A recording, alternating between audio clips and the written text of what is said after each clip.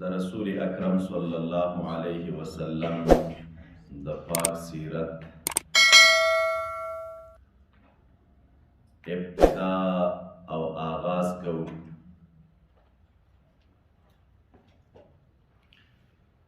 دا چې سیرت د رسول اکرم صلی الله علیه وسلم په څو حصو مشتمل دی. د هر یوې حصې اهمیت څومره دی دا به انشاءالله پر روانو درسونو کې واضح کړو. خو د هغې نه وړاندې په ننني اولني درس کې د نبی علیه السلام د سیرت د زده کړې او د سیرت سره د تعلق اهمیت درته ذکر کومه چې د سیرت طیبه زده کړه څومره اهمه ده. اولا د رسول الله صلی الله علیه وسلم د سیرت طیبه زده کول اهم ځکه دي چې موږ او تاسو ته قرآن کریم کې رب العالمین د نبی علیہ السلام په اقتدا باندې امر کړی دی او امر په اقتدا د رسول اکرم صلی الله علیه وسلم دا دلیل دی د لزوم د معرفت د سیرت. مونږ تاسو چې نبی علیہ السلام پس اقتدا کوو نو دا خبره ضرور ده چې د نبی علیہ السلام سیرت به پیژنو نو بیا به اقتدا کې روانېږي به او که یو چاته د نبی علیہ السلام سیرت معلوم نه وي نو اقتدا به سره کم د رسول اکرم صلی الله علیه وسلم پسې وکړي او په څه شي کې به یې وکړي. ځکه رب العالمین قرآن کریم کې فرمایي لقد كان لكم في رسول الله اسوة حسنة، یقینا تاسو لرا پر رسول اکرم صلی الله علیه وسلم کې یو بهترین نمونه د اقتدا پرته ده. نبی علیہ السلام د مؤمنانو د پاره د اقتدا یو بهترین نمونه ده. مفسرین کرام د دغه آیت مبارک په تفسیر کې لیکي چې دغه آیت د رسول اکرم صلی الله علیه وسلم ژوند مبارک یو بهترین ملزمه نمونه ګرځي د مؤمنانو د پاره او اقتدا د رسول اکرم صلی الله علیه وسلم پسې لا يتحقق الا بالعلم بحقائق الافعال والاحوال. دا نه ثابتېږي مګر په دې چې د یو چا علم وي په حقایقو د افعالو او په حقایقو د احوالو باندې نو چې کله د یو چا علم د نبی علیہ السلام په افعالو راشي او دغه مبارک په احوالو راشي نو اقتدا به وکړي ورپسې چې هر کله اقتدا په معرفت د احوالو او په معرفت د افعالو د نبی علیہ السلام موقوفه وه نو موږ تاسو یو قاعده ذکر کړې د اصولو په کتابونو کې چې ما لا یتم الواجب الا به فهو واجب. واجب چې په کوم شي باندې تمام ته رسیږي نو هغه واجب وي. یا یو بل تعبیر موږ او تاسو کوو چې موقوف علیه د واجب هغه واجب وي. واجب چې په چا موقوف وي نو هغه واجب وي. اقتدا د رسول اکرم صلی الله علیه وسلم خو واجب او په موتا باندې نو دغه مبارک سیرت پیژندل په موتا باندې دا واجب دي. دغه د افعال او د احوال نه خپل ځانونه خبرو. دویم علماء کرام لیکي د سیرت په اهمیت کې چې سیرت د رسول اکرم صلی الله علیه وسلم دا بیان دی د وحی د پاره او تفسیر عملی دی د قرآن کریم د پاره. الله تعالی قرآن کریم کې فرمایي وانزلنا الیک الذکر لتبین للناس، مونږ ته ذکر نازل کړی دی د دې دپاره چې ته خلکو ته ښه بیان کې او خلکو ته ښه واضح کې. نو وظیفه د رسول اکرم صلی الله علیه وسلم دا بیان دی خلکو ته او دغه بیان د قرآن کریم دا تنها وینا نه وه بلکې د محبوب وینا، دغه مبارک فعل، دغه مبارک تقریر، دا ټول چې دی بیان د شریعت دی. د نبی علیہ السلام فعل دا د شریعت د عمل یوه نمونه وه، دغه مبارک تقریر د شریعت د عمل یوه نمونه ده، دغه مبارک قول او وینا د شریعت د عمل یوه نمونه وه. نو چې هر کله دا نمونې د شریعت وي د همدې وجې نه امام شافعی رحمه الله نه را نقل دی، هغه مبارک به فرمایل چې کل ما حکم به رسول الله صلی الله علیه وسلم، هر هغه شی چې نبی علیہ السلام په هغې حکم کړی دی نو دا هغه څه فهو مما فهمه من القرآن، دا هغه څه چې نبی علیہ السلام دا د قرآن کریم نه راخستی و او د قرآن کریم نه را فهم کړي وه. د همدې وجې نه علما لیکي چې څوک د نبی علیہ السلام په پاک سیرت کې تأمل وکړي او په سیرت کې سوچ وکړي نو د همدې وجې نه ترجمه دا یوه ژوندۍ ترجمه ده د قرآن کریم دپاره. د نبی علیہ السلام سیرت د قرآن کریم یوه ژوندۍ ترجمه ده. د همدې وجې نه تاسو وګورئ دوستانو، هغه صبر چې قرآن کریم کې په هغې باندې الله تعالی امر کړی نو نمونې چې دی د نبی علیہ السلام په ژوند کې په طائف شریف کې او په احد کې موږ تاسو ته بهترې معلومیږي. الله تعالی په صبر باندې امر کوي. تو ګوره محبوب طائف کې څنګه صبر کړی، دا یوه ژوندۍ نمونه ده د قرآن کریم د عمل. الله تعالی په صبر باندې امر کوي. تو ګوره نبی علیہ السلام احد شریف کې سره کم صبر کړی و، دا یوه ژوندۍ نمونه ده د عمل په قرآن کریم باندې. او دویم قرآن کریم کې الله تعالی ځای په ځای باندې نبی علیہ السلام ته په توکل باندې امر کوي. نو علما لیکي توکل چې موږ تاسو معلومو د هغې عملي نمونه موږ تاسو ته د نبی علیہ السلام په هجرت کې پرته وه که نه.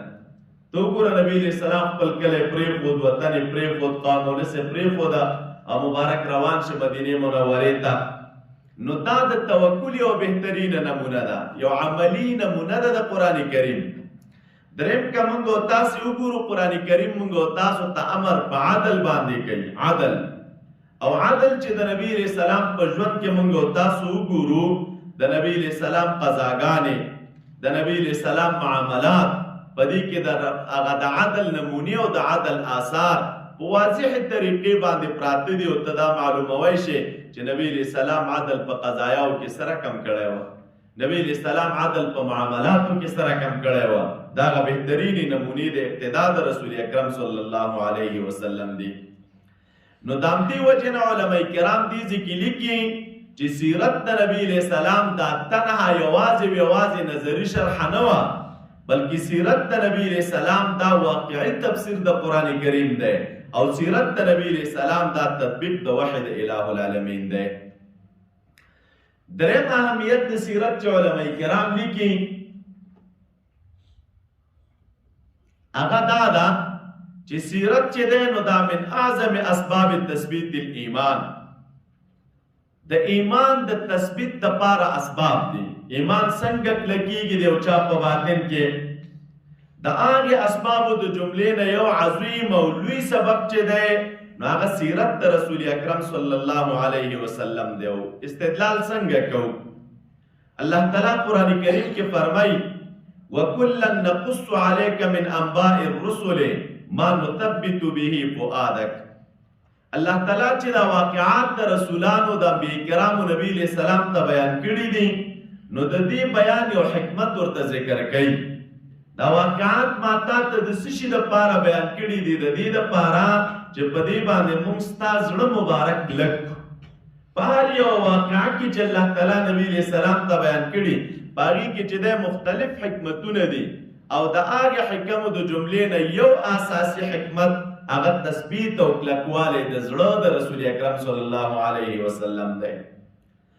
اوس دې ځای کې تاسو فکر وکړئ مولوي صاحبانو، هر کله چې قصې د انبیاء کرامو دا زړه کلکوي، ایمان ته ثبات ورکوي، نو سیرت د رسول اکرم صلی الله علیه وسلم دا خو هغه اکمل د سیرتونو نه دی. نو چې هر کله اکمل د سیرتونو نشه نو معلومیږي دا چې سیرت د نبی علیہ السلام اعظم دی په هذا الباب. چې د مخکنو پیغمبرانو واقعات او د هغوی سیرتونه اسباب د کلکوالي د ایمان دی په زړه د یو چا کې، نو د رسول اکرم صلی الله علیه وسلم سیرت خو په طریق اولاد اسباب د تثبیت د ایمان نه دی په زړه کې. د همدې وجې نه علماء کرام لیکي چې وکانه هدیه اکمل الهدی، د نبی علیہ السلام سیرت دا کامل سیرت او پوره سیرت و اعظمه تحقیقا لمصالح العباد، او د بندگانو مصلحتونه په اعظمه طریقه دا د رسول الله صلی الله علیه وسلم په سیرت کې پراته و. نو ځکه علما لیکي چې فسیرت تحیی الیقین، سیرت دا یقین ژوندی کوي. سیرت چې دی تغرس التوکل، د انسان په باطن کې توکل را پیدا کوي او توکل کوي. سیرت چې دی نو دا انسان ته تربیت ورکوي علی الصبر والثبات، وخاصتا فی ازمنة الفتن والاضطراب، خاص کر بیا په هغه ورځو کې چې په کوم ورځو کې فتنې را پیدا شي، په کوم ورځو کې اضطرابات را پیدا شي، نو د دغې فتنې او د اضطراباتو په ورځو کې بیا سیرت د رسول الله صلی الله علیه وسلم هغه څه دی چې ما او تا ته صبر را نصیب کوي او ما او تا ته ثبات را نصیب کوي. څلورم علماء کرام د سیرت په اهمیت کې لیکي چې سیرت د نبی علیہ السلام طریق الی تحقیق محبت النبی صلی الله علیه وسلم، دا هغه لاره ده چې د دې په توسط د انسان په باطن کې د رسول اکرم صلی الله علیه وسلم سره محبت را پیدا کیږي. او محبت د نبی علیہ السلام دا د لوازمونه د الله تعالی رسول اکرم صلی الله علیه وسلم په خپل فرمایي موتات لا یؤمن احدکم حتى اكون احب الیه من والده وولده والناس اجمعین. پتاسو کې یو تن کامل مومن نشي جوړېدلی تر هغه وخته پورې چې زه دته خوښ شم، ډېر خوښ شم دته، د د والد نه، د د بچو نه، د ټولو انسانانو نه. نو چې هر کله کمال د ایمان دا په محبت د رسول اکرم صلی الله علیه وسلم کې پروت دی، نو علماء لیکي والمحبت الحقیقیة لا تنال بالدعوه. حقیقی محبت د نبی علیہ السلام سره دا تنها په دعوه نه حاصلېږي. یو سړی په خوله باندې وایي چې زما محبت د نبی علیہ السلام سره دی، نو محبت د خولې شی نه دی. محبت چې حاصلېږي نو بل بالمعرفه، دا په معرفت حاصلېږي چې یو څوک به خپل پیغمبر پیژني علیه السلام او دغه مبارک د احوالو نه به خبر وي. نو علماء دې ذکر لیکلي دي فكلما ازداد العبد علما بسيرة محمد صلى الله عليه وسلم، هر کله چې د یو مؤمن مسلمان هغه علم په سیرت د رسول الله صلی الله علیه وسلم زیاتیږي، نو ازداد حبا له، دغه انسان په زړه کې د خپل پیغمبر سره محبت زیاتیږي. او چې کله د انسان په زړه کې د نبی علیہ السلام سره محبت زیاتیږي نو ازداد اتباعا، دغه انسان په باطن کې اتباع د رسول اکرم صلی الله علیه وسلم زیاتیږي. خلاصه د دې خبرې دا شوه چې موږ او تاسو د نبی علیہ السلام په محبت مکلف یو، چې باید د خپل پیغمبر سره به مینه کوو. او محبت د نبی علیہ السلام چې راځي نو دا د معرفت د نبی علیہ السلام نه راځي. نو چې څومره د یو بنده د خپل پیغمبر سره معرفت او پیژندګلو ډېرېږي نو موږ نه د دې بنده په زړه کې محبت ډېرېږي.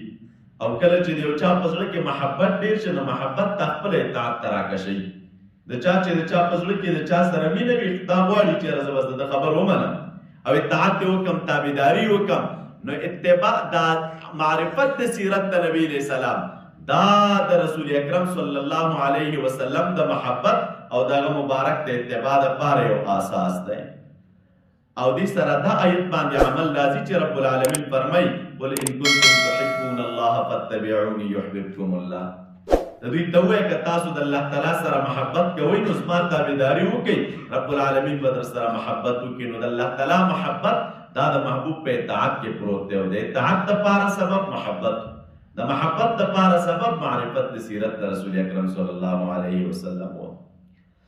دام دی وجه علما زمونږ لیکي چې فالسیرة جسر يصل بين المعرفة والمحبة وبين المحبة والاتباع. سیرت د رسول اکرم صلی الله علیه وسلم دا یو پل دی چې د معرفت او د محبت په درمیان کې وصل راولي. محبت او معرفت چې یو ځای کوي دا د نبی علیہ السلام سیرت، او سیرت داسې یو پل دی چې دا یو ځایوالی راولي بین المحبت والاتباع. د محبت او د اتباع په درمیان کې سیرت محبت او اتباع سره یو ځای کوي. ځکه چې چا سیرت وپېژنده نو دغه په باطن کې د نبی علیہ السلام د اتباع ذوق را پیدا کېږي. پنځم علماء کرامو لیکلي د سیرت د زده کړې پیدا هغه دا ده چې السیرة مدرسة کبرى للاخلاق. سیرت د نبی علیہ السلام دا د اخلاقو یوه لویه مدرسه ده. کوم څوک چې د نبی علیہ السلام سیرت وپېژني نو دغه انسان ته الله تعالی د اخلاقو یوه عظیمه دروازه خلاصه کړي. او نبی علیہ السلام ته خو رب العالمین اخلاق عظیمه ورکړي او آیت دی د قرآن کریم رب العالمین فرمای وانک لعلی خلق عظیم. یقینا خامخا موږ ته دنیا ته په لویو اخلاقو باندې لېږلی وي. لوی اخلاق د رسول اکرم صلی الله علیه وسلم یو صفت دی چې الله تعالی قرآن کریم کې ذکر کړی.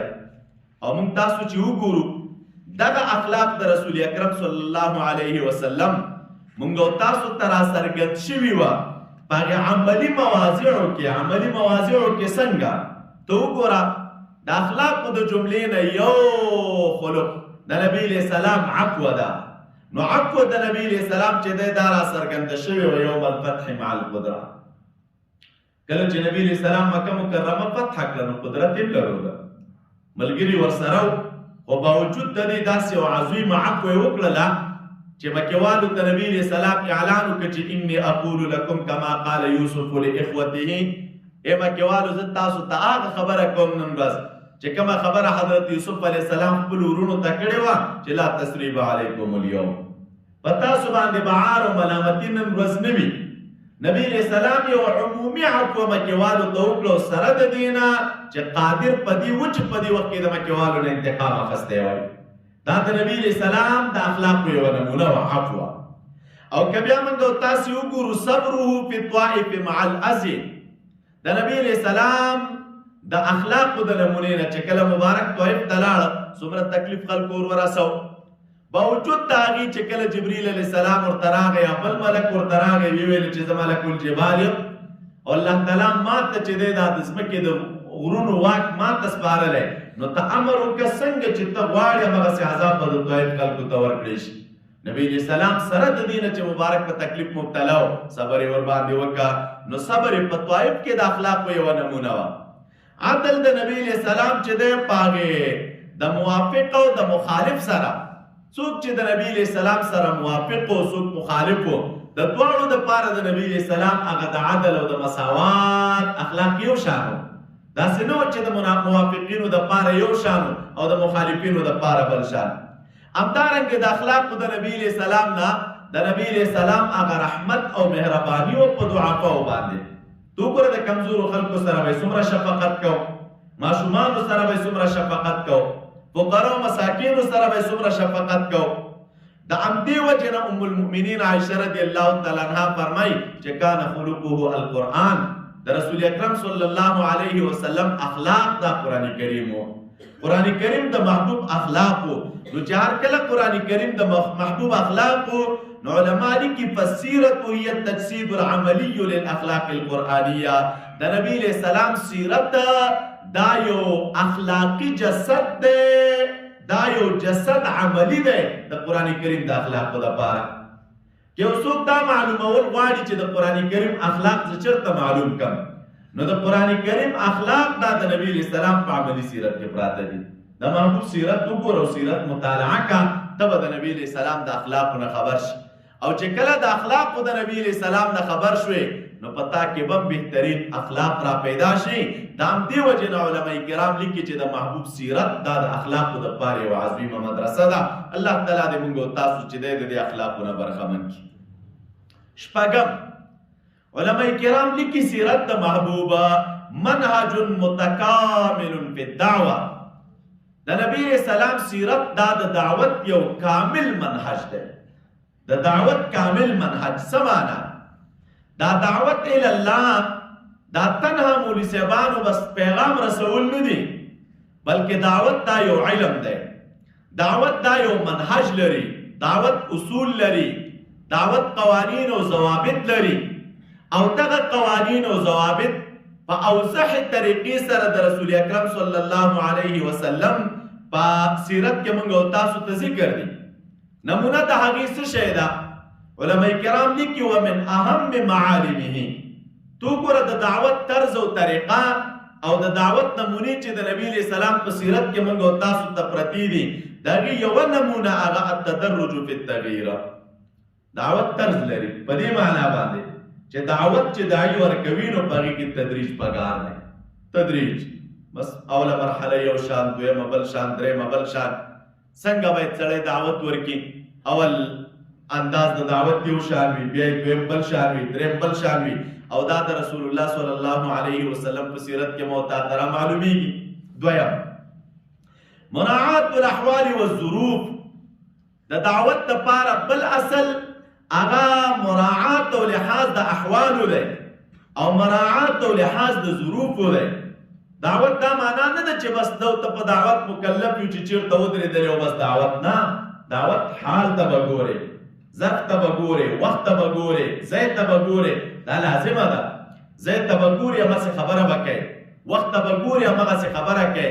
نو د دعوت یو شرط او د هغې دپاره یو بنیادي اساس هغه د ظرف پیژندل دي او د احوالو پیژندل دي، او احوال و ظروف پیژندل دا د محبوب په دعوت کې مو تا ته په اتمې طریقې را معلومیږي.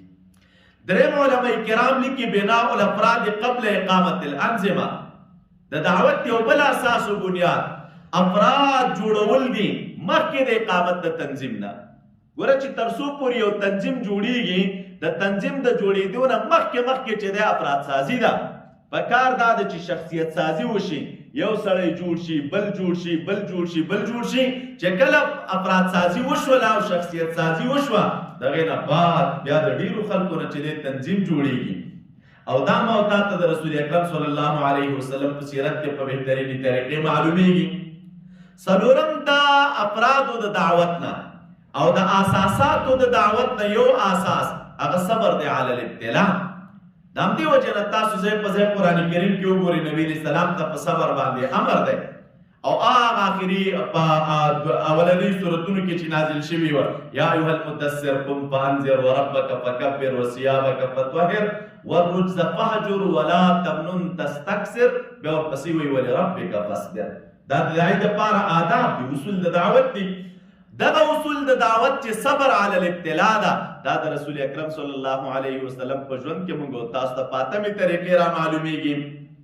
د همدې وجې نه علما کرام لیکي چې سیرته صلی الله علیه وسلم من اعظم ما یستدل به علی الدین. د رسول اکرم صلی الله علیه وسلم سیرت هغه څه دی چې د دین په چارو کې چې استدلال دې کېدی شي په اعظمې طریقې باندې، هغه د نبی علیه السلام سیرت دی. نو خلاصه دا د دوستانو چې سیرت د رسول الله صلی الله علیه وسلم دا یو متکامل منهج د دعوت دی. که څوک وایي چې زه بهترین داعي جوړ شم، څوک وایي زما دعوت په جامعه کې مؤثر شي، څوک وایي زه د خپل دعوت نه لاسته راوړنه ولرم، نو د نبی علیه السلام سیرت مطالعه کا، دغه دعوت منهج معلوم کړه، نو تا نه به بهترین داعي جوړ شي. او انشاءالله دا ځای په ځای باندې راځي، تفصیل به کوو ورباندې.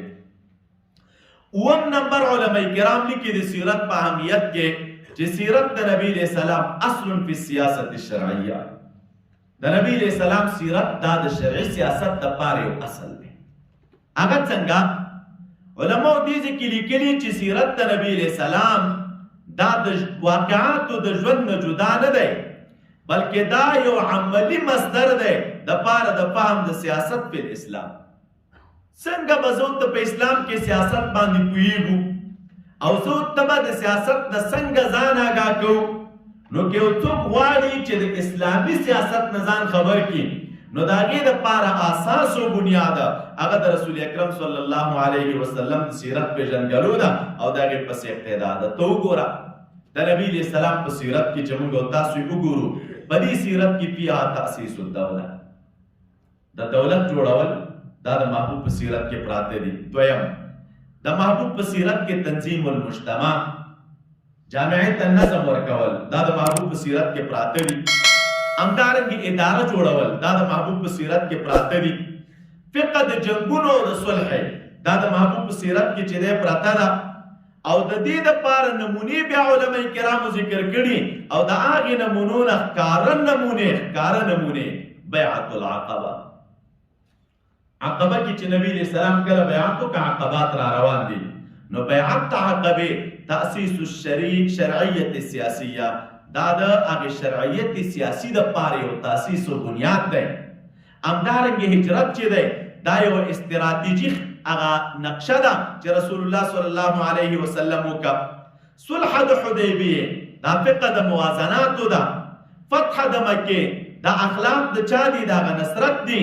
نو علما لیکي سیرت د محبوبه دا موت ته یو نمونه د مثال راکوي هغه اکمل دپاره د قیادت راشده.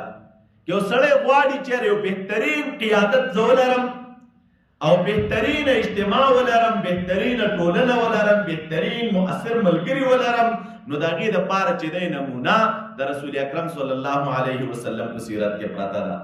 چا چې د نبی علیہ السلام سیاسي ژوند مطالعه کړی دی نو دغه دپاره ډېرې ښې نمونې د نبی علیہ السلام په ژوند کې پیدا کېږي.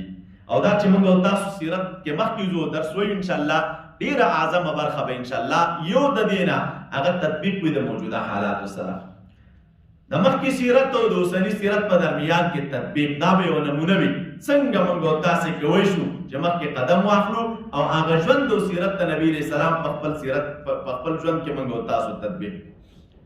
اتم علماء کرام لیکي چې سیرت د نبی علیہ السلام علاج لازمات الامه، علاج لازمات الامه دا د امت دپاره چې دی یو بهترین علاج دی د هغې د سختیو دپاره، د هغې د مشکلاتو دپاره، د هغې د کړاوونو دپاره. هغه څنګه ته وګورئ د نبي علیہ السلام سیرت تنها واقعه اورېدل نه دي چې څوک وایي ما واقعه واورېدله چې څه پېښ شوي وو. نه، د نبي علیہ السلام په سیرت کې عقیده پرته ده. د نبی علیہ السلام په سیرت کې فکر پروت دی. د نبی علیہ السلام په سیرت کې سیاست پروت دی. او دا ټول شیان چې په سیرت د نبی علیہ السلام کې پراته دي نو دې شیانو ته موږ او تاسې ضرورت لرو. د عقیدې اصلاح ته ضرورت لرو، د فکر اصلاح ته ضرورت لرو، سیاسي او شرعي امورو ته ضرورت لرو. نو چې دا ټول ضرورت موږ او تاسې لرو نو موږ تاسو ته په کار څه شی دي د اصلاح به راځي څه رقم دا مشکلات به د ټولنې نه ورکېږي په څه طریقه باندې. نو د دې وجې نه علماء کرام دې کې یو قاعده ذکر کوي چې آخر هذه الامة لا يصلح الا بما صلح به اولها. د دې امت آخرنۍ یعنی د دې امت په آخر کې اصلاح نه راځي مګر په هغه څه اصلاح راځي چې په کوم څه باندې د امت په اول کې اصلاح راغلی وه. یعنی د دې امت اولني خلک چې په کوم څه اصلاح شوي وه نو د دې امت رستني خلک هم په هغه څه باندې اصلاح کېږي. نو تو ګوره اولني خلک چې اصلاح شوي وه نو دا په سیرت د رسول اکرم صلی الله علیه وسلم په هغې پسې په اقتدا باندې. نو نن هم که څوک کامیابي غواړي او اصلاح غواړي نو د هغې دپاره لار رجوع د سیرت د رسول اکرم صلی الله علیه وسلم د محبوب سیرت ته رجوع که تو ګوره ټولنه سره کم اصلاح کېږي، افراد سره کم اصلاح کېږي. نو د دې وجې نه د محبوب سیرت دا د امت د مشکلاتو دپاره یو بهترین علاج دی. نهمه خبره چې د سیرت په اهمیت کې علماء کرام ذکر کوي هغه دا ده چې سیرت د نبی علیہ السلام دا جامع دی دپاره د هغه پراګنده و شرعي علومو. دا خواره واره شرعي علوم چې دي د هغې دپاره جامع د رسول اکرم صلی الله علیه وسلم سیرت دی. د همدې وجې نه علماء کرام لیکي چې السیرت لیست علما جزیا. هلکه سیرت دا یو جزئی علم نه دی چې څوک ورته په دې نظر وګوري چې دا بس یو اړخ دی، بلکې سیرت د نبي علیہ السلام علم جامع دا یو جامع علم دی تلتقي فيه علوم الشریعت كلها. د شریعت ټول علوم چې دی په دې سیرت د رسول الله صلی الله علیه وسلم کې موږ تاسو پیدا کوی شو او موږ تاسو ورسره مخ کېږو. لکه څنګه د شریعت ټول علوم په سیرت کې سره کم پراته دي. علماء کرام لیکي سیرت کې عقیده ده را بشي یو اړخ بس موږ ستاسو د سیرت ته بیان دا وي چې د دې واقعي نه عقیدې مسله سره کم را معلومېږي. دویم په سیرت کې فقه ده. دا به موږ او تاسو واضحه کړو چې د دې واقعې نه فقهي مسله کومه را معلومیږي. د همدې وجې نه که تاسو وګورئ ځینې کتابونه بازار کې پیدا کوئ چې تاسو په نوم د فقه السیرت باندې. دا فقه السیرت هغه کتابونه علماو لیکلي چې د سیرت نه کم مسائل را فهمیږي. دویم په سیرت د نبی علیه السلام کې اصول شته، په سیرت د نبی علیه السلام کې اخلاق شته، په سیرت د نبی علیه السلام کې سیاست شته، په سیرت د نبی علیه السلام کې دعوت شته. دا ټول اړخونه د نبی علیه السلام په سیرت کې پراته دي. نو د دې وجې نه علما کرام لیکي ولهذا كانت دراستها سببا في تکوین العالم المتکامل. پورا عالم چې جوړیږي نو د هغې دپاره چې دی بهترین لاره هغه د رسول الله صلی الله علیه وسلم سیرت پیژندل دي. یا که یو شخص غواړي چې زما نه یو پوره عالم جوړ شي، پوره عالم، نو د هغه دپاره چې دی لاره منګولې لګول دي د رسول اکرم صلی الله علیه وسلم په سیرت. ته سیرت د نبی علیه السلام هر اړخیزې ولوله او هر اړخیزې مطالعه کړه، د دې ټولو علومو نه چې دی برخه به پیدا کړي. او شلم علما کرامو لیکلي دي لسمه خبره آخرنۍ مفاسد د اعراض عن السیره. کم څوک چې د نبی علیه السلام د سیرت نه اعراض کوي په دې کم مفاسد بنا دي. یو د هغې مفاسدونه علما کرام لیکي ضعف الاتباع و ظهور البدع. کم څوک چې د نبی علیه السلام د سیرت نه اعراض کوي، تعلق ورسره نه وي، لولي نه، یو خو د دغه انسان اتباع کمزوري کېږي. د سیرت نه چې څوک برخمن نه وي هغه کې اتباع هم کامله نه وي. او دویم دغه انسان چې دی چې سیرت پسې اتباع نه وي نو بدعات ظهور کوي. که یو څوک د نبی علیه السلام د سیرت نه آګاه وي او خبر وي نو هغه د بدعاتو ښکار کېږي نه.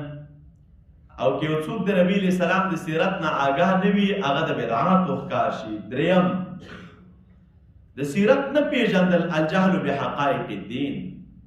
کم څوک چې سیرت نه پیژني هغه د دین په حقایقو باندې جاهل وي، خبر ترې نه وي. دریم علما کرام لیکي الانحراف فی الفکر والسلوک. سیرت چې څوک نه پیژني د هغه په فکر کې او د هغه په سلوک کې انحراف را پیدا کېږي. د سیرت نه خبر نه وي ځکه د مختلفو رایو ښکار شي.